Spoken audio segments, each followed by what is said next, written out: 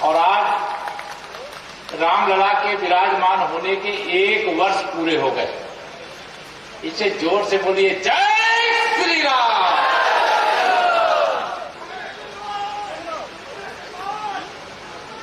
मैं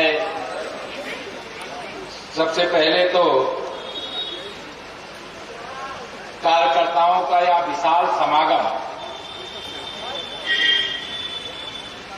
आयोजित करने के लिए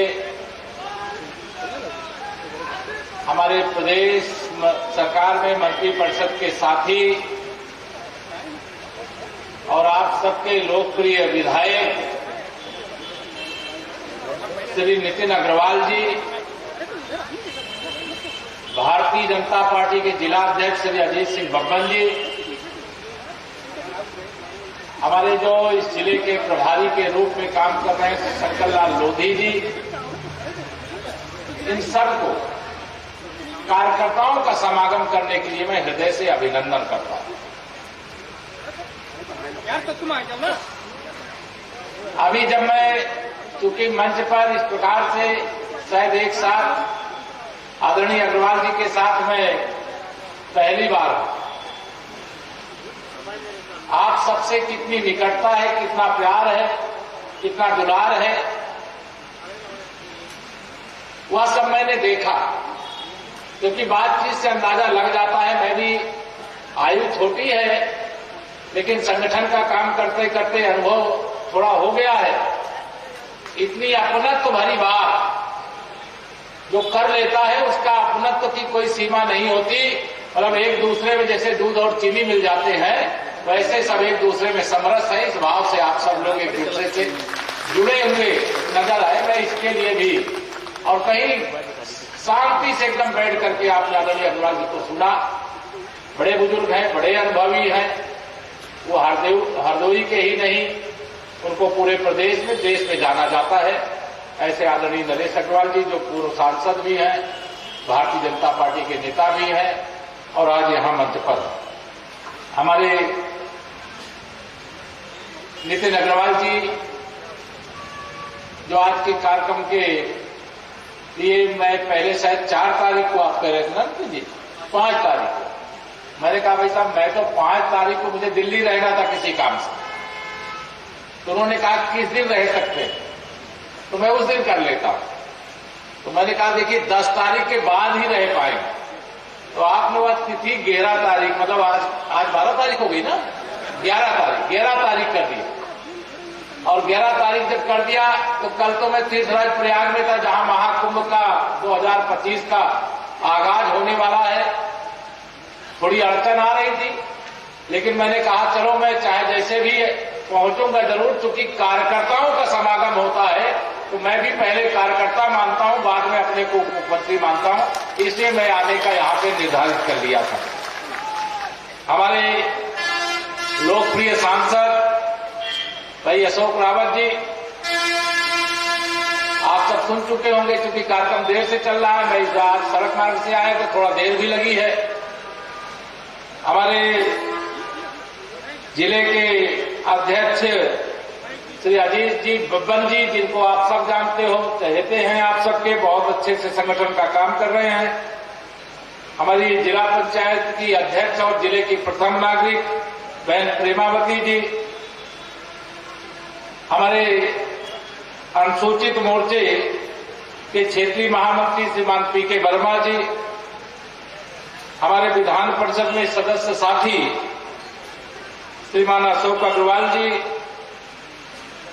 हमारे जिले के प्रभारी यहां हरदोई के श्री शंकर लाल लोधी जी, मैं और नाम ले रहा हूं, आदरणीय धर्मवीर सिंह जी पन्ने प्रमुख अहिरोड़ी, श्री धर्मेंद्र सिंह जी हमारे प्रमुख प्रतिनिधि बामन, धनंजय मिश्रा जी प्रमुख प्रतिनिधि सुरसा, रवि प्रकाश जी प्रमुख टंडियामा, राजीव सिंह टेनी जी हरियाणा, शशांक सिंह जी प्रमुख प्रतिनिधि हरियाणा, हमारे सुख सागर मिश्र मधुर अध्यक्ष नगर पालिका हरदोई, राम प्रताप सिंह जी हमारे ये सब नए अध्यक्ष बने हैं, ऐसा मुझे बताया गया। सभी नए अध्यक्षों को मंडल अध्यक्ष बनने वालों को बधाई। श्री राम प्रताप सिंह जी, दिनेश वर्मा जी, अजय सिंह जी, मुदित वाजपेयी जी, संचालन कर रहे राम प्रकाश शुक्ला जी, जो हमारे छायाकार मित्र सोमित सोनकर जी,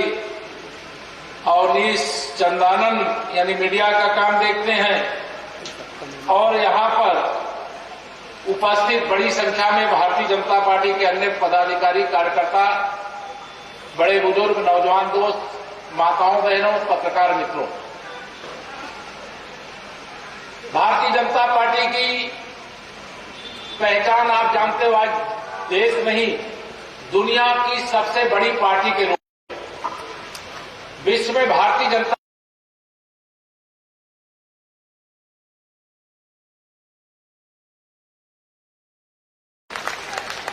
और भारतीय जनता पार्टी को बड़ा करने वाले, दुनिया का सबसे बड़ा नेता बनाने का अवसर देने वाले आप सब कार्यकर्ता हैं, जनता है, जनार्दन है। और जहां तक मैं जानता हूं, आप में से कई वरिष्ठ लोग हैं, लगातार मुख्यमंत्री पद पर रहने और फिर लगातार प्रधानमंत्री पद पर रहने का अगर कोई रिकॉर्ड बनाने का काम किया, सबके आशीर्वाद से माननीय नरेंद्र मोदी जी ने किया। 2024 के लोकसभा चुनाव अभी कुछ ही दिन हुए हैं, 4 जून को रिजल्ट आया था 24 में। हरदोई वालों ने तो कमल खिला दिया, कमाल दिखा दिया, आपका सबका अभिनंदन करता हूं। थोड़ा उत्तर प्रदेश में हम लोग जो अपेक्षा थी उसके अनुरूप हमें रिजल्ट नहीं मिला, लेकिन कार्यकर्ताओं ने सोचा कि और उन्होंने कमर कर दी। चुनाव आया हरियाणा के विधानसभा का, कांग्रेस तो शपथ ग्रहण की तैयारी कर रही थी, कौन मुख्यमंत्री पद की शपथ लेगा इसकी लड़ाई कर रही थी। लेकिन भारतीय जनता पार्टी के कार्यकर्ता, जैसे अर्जुन को गुरु द्रोणाचार्य ने कहा था चिड़िया दिखाई दे रही है, कहने मुझे तो केवल चिड़िया की आंख दिखाई दे रही है। हरियाणा में भारतीय जनता कांग्रेस तो शपथ ग्रहण की तैयारी कर रही थी, लेकिन भारतीय जनता पार्टी का लक्ष्य था मेरा बूथ सबसे मजबूत, वह कार्यकर्ताओं ने करके दिखाया। और इसी 2024 हरियाणा में तीसरी बार भारतीय जनता पार्टी की सरकार शपथ ले चुकी है। और इसके पश्चात आपने देखा अभी महाराष्ट्र के अंदर, महाराष्ट्र के इतिहास की सबसे बड़ी विजय भारतीय जनता पार्टी गठबंधन के खाते में आई है। वह सब कार्यकर्ता और जनता के आशीर्वाद का प्रताप है मेरे भाई बहन। मैं आप सब लोगों से यहां पर कहना चाहता हूं, हरदोई तो मैं 2014 भी आपने जिताया,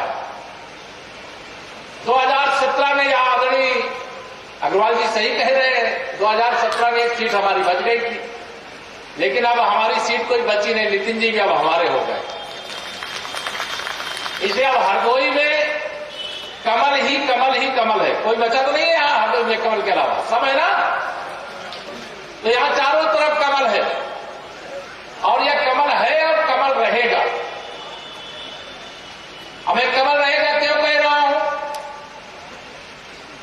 कि 2027 में विधानसभा का चुनाव आने वाला है, और समाजवादी पार्टी के मुखिया अपने समर्थकों से 27 का सत्ताधीश होने का होर्डिंग लगवा रहे हैं। लेकिन मैं आज हरदोई की धरती से कह सकता हूं पूरे दमदारी के साथ, आप सब कार्यकर्ताओं के बल पर कह सकता हूं, जनता के आशीर्वाद की ताकत पर कह सकता हूं, माननीय मोदी जी, आदरणीय योगी जी के नेतृत्व में हमारी सरकार के द्वारा जो किया जा रहा है काम, उसके बल पर कह सकता हूं 27 नहीं अखिलेश जी, 47 के बारे में भी मत सोचो। क्यों 47 के बारे में मैं कह रहा हूं? माननीय नरेंद्र मोदी जी ने क्या लक्ष्य दिया है? अभी भारत की अर्थव्यवस्था 5वें नंबर की है इस समय,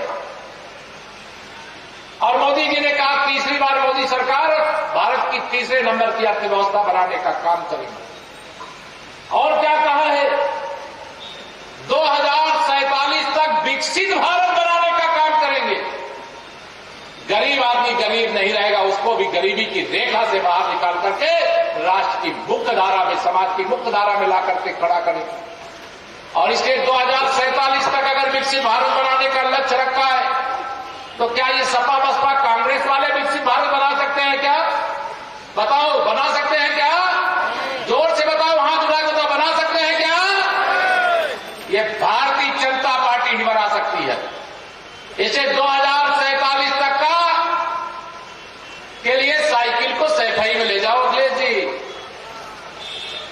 उत्तर प्रदेश में इसके लिए कोई स्थान नहीं है।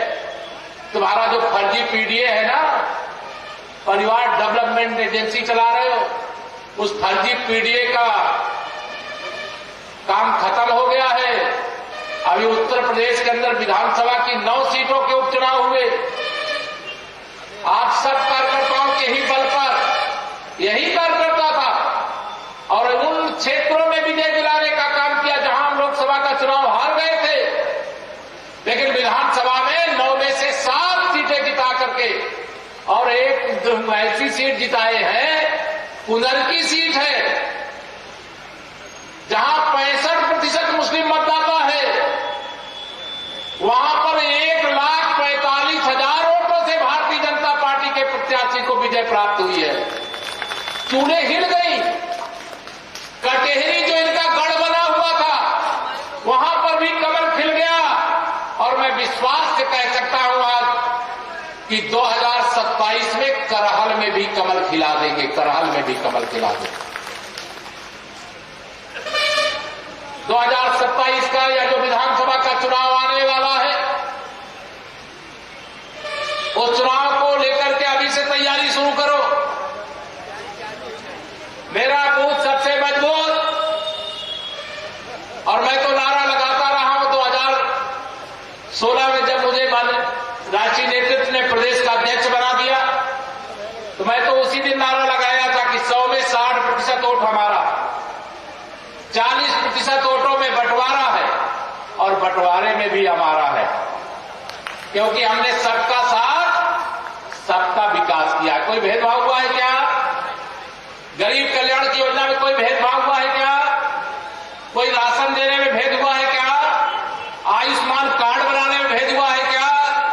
आवास देने में भेद हुआ है क्या? हर घर नल से जल पहुंचाने में भेद हुआ है क्या? उज्ज्वला योजना की गैस कनेक्शन देने में भेदभाव हुआ है क्या? सौभाग्य योजना में जिन घरों में बिजली नहीं पहुंची थी, क्या उन घरों में बिजली पहुंचाने में कोई भेदभाव हुआ है क्या? नहीं हुआ। हम भेदभाव नहीं करते, हम सबका साथ सबका विकास करते हैं। इसलिए 100 में 60 हमारा, 40 में बंटवारा और बंटवारे में भी हमारा। इसलिए ये बात हम दमदारी के साथ कहते हैं। हमारे प्रधानमंत्री मोदी जी कल उन्होंने कुछ अपने विचार किए, तमाम हमारे युवा साथी। राजनीति के लिए ऐसा नहीं है कि बहुत सारे युवा हमारे ये सोचते हैं कि पढ़ लिख करके हमको केवल ब्यूरोक्रेट बनना है, हमको कोई उद्योगपति बनना है, हमको किसी को डॉक्टर बनना है, किसी को अपना अपना प्रोफेशन तय कर लेते हैं, राजनीतिक क्षेत्र में नहीं आना चाहते। लेकिन प्रधानमंत्री जी ने कहा है, मैं पूरे हिंदुस्तान से 1 लाख ऐसे युवाओं को राजनीति में लेकर के आऊंगा और इस भारत को विश्व में नंबर 1 बनाने का रास्ता उनके माध्यम से तय करने का काम करूंगा। मैं आप सब यहां पर जो आए हो, मैं ये निवेदन करना चाहूंगा कि कार्यकर्ता के नाते हमारे यहां भारतीय जनता पार्टी में जो आज बूथ का अध्यक्ष है, वो कल का जिला अध्यक्ष हो सकता है, प्रदेश अध्यक्ष हो सकता है, राष्ट्रीय अध्यक्ष हो सकता है। भारतीय जनता पार्टी ही एक ऐसी पार्टी है जो केशव प्रसाद जैसे कार्यकर्ता में बहुत सामान्य परिवार से निकल करके आए। मैं 2012 में आदरणीय अग्रवाल जी पहली बार विधानसभा में चुन करके आए।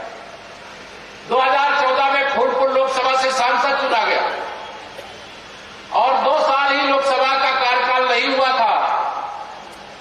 उसी समय मेरे राष्ट्रीय नेतृत्व ने मुझे उत्तर प्रदेश भारतीय जनता पार्टी का अध्यक्ष बना दिया और उस समय समाजवादी पार्टी की उत्तर प्रदेश में सरकार थी।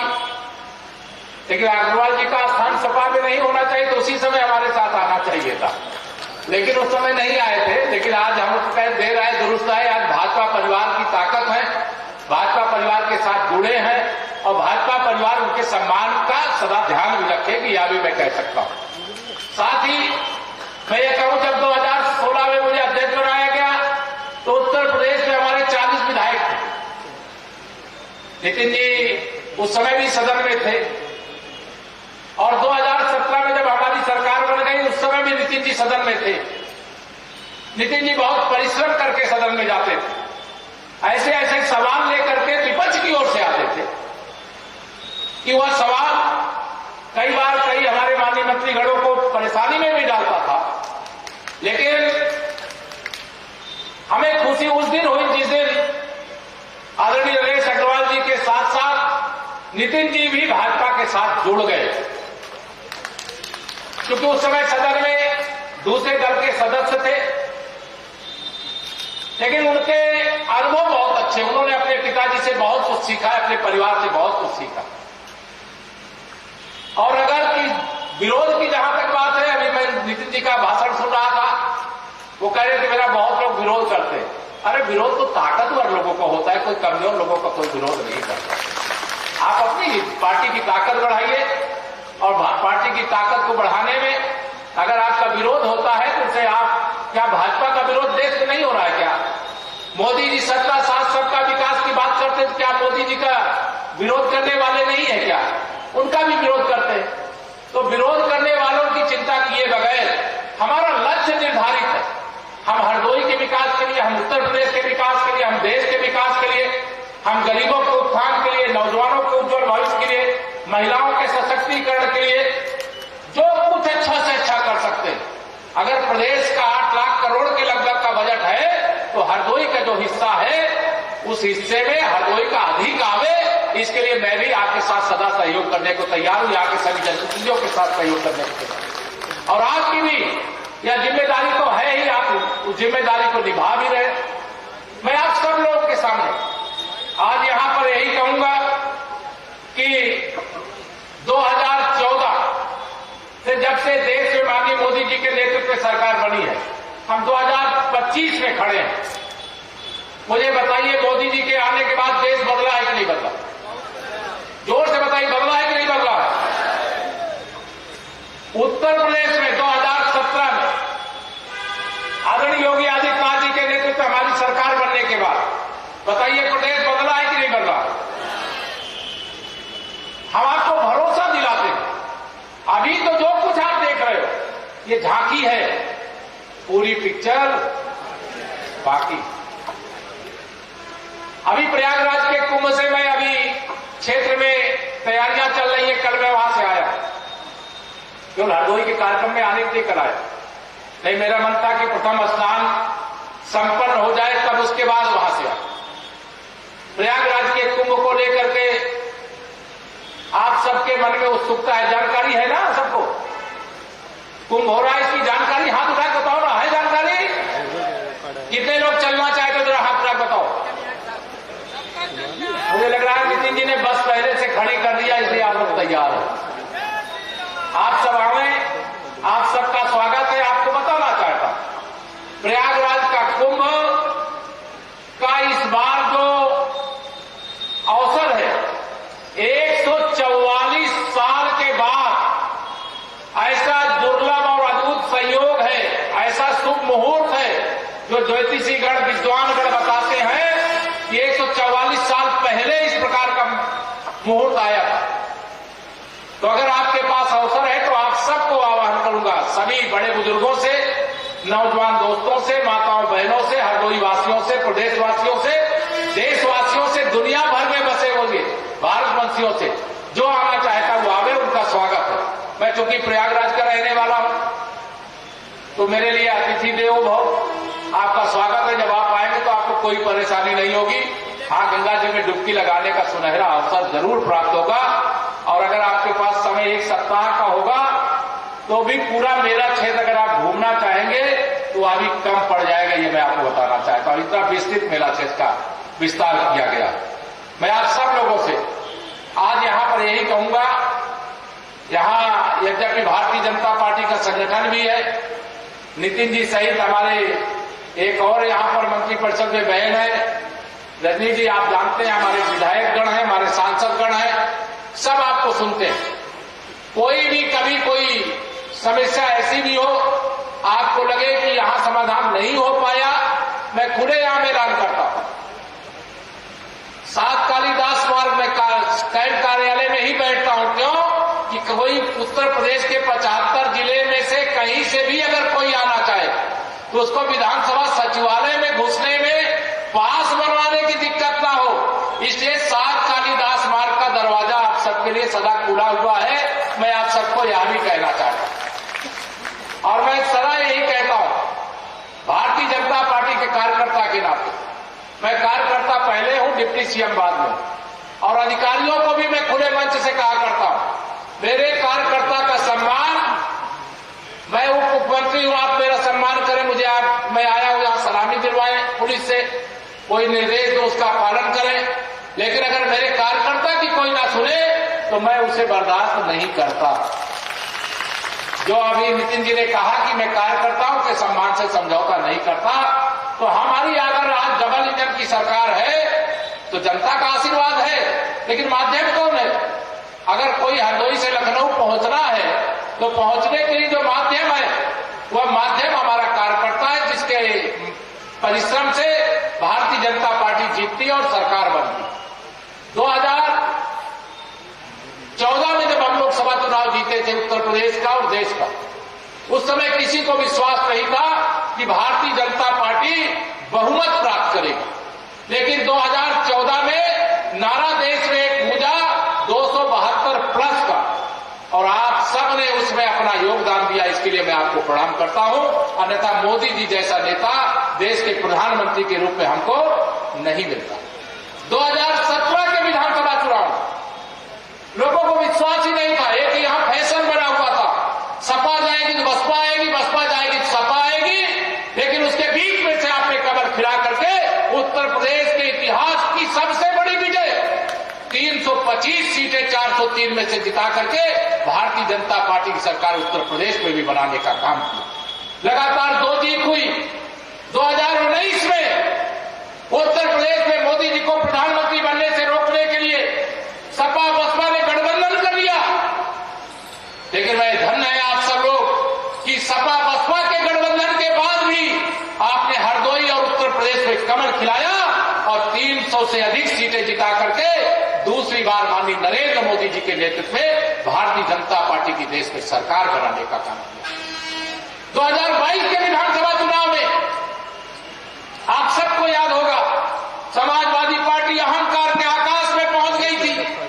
वो कह रहे थे इस बार हम 400 से ज्यादा विधानसभा सीटें जीतेंगे।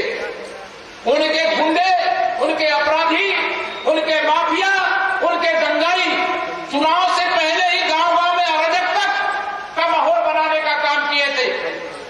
लेकिन धन्य है, हरदोई हो, उत्तर प्रदेश हो, आप सबको मैं प्रणाम करता हूं कि सपा के अहंकार को चकनाचूर 2022 में आपने कर दिया और 271 सीटें भारतीय जनता पार्टी गठबंधन को जिता करके दूसरी बार उत्तर प्रदेश में भाजपा की सरकार बना करके सपा बसपा का खेल खत्म कर दिया। 2024 के लोकसभा चुनाव में ये झूठ बोल करके, गुमराह करके बाबा साहब के सबसे असली पुजारी हम हैं, भारतीय जनता पार्टी है, कांग्रेस और समाजवादी पार्टी नहीं है। ये पिछड़ों के, दलितों के दुश्मन हैं। इन लोगों ने सदैव जो कार्य किया वो संविधान विरोधी कृत्य किया है। जब ये सत्ता में थे तो पिछड़ों के लिए, दलितों के लिए, महिलाओं के लिए, गांव के लिए कुछ नहीं किया। आज एक गरीब मां बाप का बेटा, एक पिछड़ी जाति में पैदा होने वाला देश का प्रधानमंत्री बन गया, इनको बर्दाश्त नहीं हो रहा है। इनको लग रहा है कि देश की सत्ता पर अस्थायी अधिकार इनका है, लेकिन देश के लोकतंत्र की ताकत के बल पर जनता ने दिखा दिया कि हमने देश की बागडोर मोदी जी को सौंपा था और मोदी जी को फिर सौंप दिए हैं। और इनको ये समझ में आ गया, झूठ बोलो जितना बोलना हो। लोकसभा के चुनाव में झूठ बोल करके कांग्रेस और सपा ने कुछ सीटें अपनी बढ़ा लिया, लेकिन कांग्रेस हरियाणा में भी थी, महाराष्ट्र में भी थी। क्या हस हुआ? जो हश्र उत्तर प्रदेश में हुआ था वही हश्र इनका हरियाणा और महाराष्ट्र में हुआ।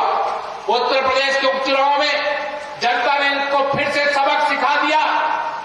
आने वाले समय में जब 2027 का भी मिल्कीपुर चुनाव होने जा रहा है, मैं पूरे दावे से कह सकता हूं मिल्कीपुर विधानसभा में लोग रिकॉर्ड वोटों से वहां की जनता के आशीर्वाद से जीतेंगे। ये आपको हम यहां पर कह करके जा रहे हैं। अभी दिल्ली का विधानसभा हो रहा है। दिल्ली के विधानसभा चुनाव में भी इस बार कमल खिलने जा रहा है। झूठ की राजनीति ज्यादा दिन नहीं टिकती है। गुमराह करके, अफवाह फैला करके, गलत चीजें समाज में जानकारी दे करके एक बार कहीं कोई फायदा पा सकता है, लेकिन बार बार फायदा नहीं मिल सकता। इस बार दिल्ली में भी हमारे प्रधानमंत्री जी ने क्या कहा है, आपके भी सबके तमाम रिश्तेदार नातेदार दिल्ली रहते होंगे, फोन करना, इस बार कमल का बटन दबाना है। क्योंकि अगर दिल्ली को भारत की राजधानी है, विश्व की सभी राजधानियों से बेहतर राजधानी अगर कोई बना सकता है तो भारतीय जनता पार्टी की डबल इंजन सरकार बना सकती है। इससे इस बार दिल्ली में भी भारतीय जनता पार्टी की सरकार बनेगी। उत्तर प्रदेश विकास के पथ पर अग्रणी है। मैं आप सबको विश्वास दिलाता हूं कि जो भी उत्तर प्रदेश सरकार के खजाना, देश का खजाना, प्रदेश का खजाना, डबल इंजन का यही फायदा है। जैसे हम प्रयागराज का कुंभ कर रहे हैं, समाजवादी पार्टी के मुखिया श्री अखिलेश यादव जी कह रहे हैं कि वहां कुंभ में व्यवस्था नहीं है। अरे श्री अखिलेश यादव जी, 2013 में आप ही मुख्यमंत्री थे, उस समय भी महाकुंभ हुआ था। आपने तो अपने चच्चा मोहम्मद आजम खां को कुंभ की बागडोर सौंप दी थी। वहां दुर्घटना हो गई थी, कितने लोग मारे गए थे, भूल गए हो?